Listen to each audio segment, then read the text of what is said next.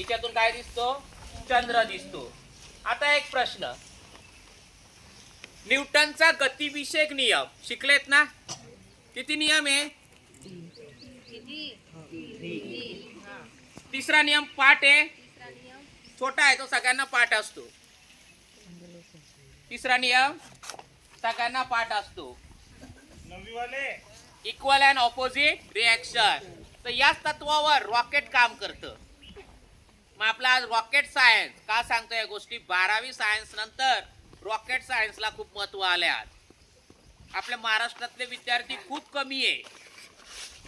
इस्रोचा chairman आतापर्यंत जेवढे लोक झाले दक्षिण भारतातले झाले. का झाले? पहिलं कारण मातृभाषा, आणि दुसरं कारण त्यांचं विज्ञानावर जास्त महत्व आहे. आपण विज्ञानाकडे लक्ष देत नाही. बरोबर? हा, रॉकेट काय करतं? पाठीमागे अग्नी सोडतं. मग ते अग्नीचा आपण पहिला प्रयोग घेतला. आता बघा, 3, 2, 1, 0.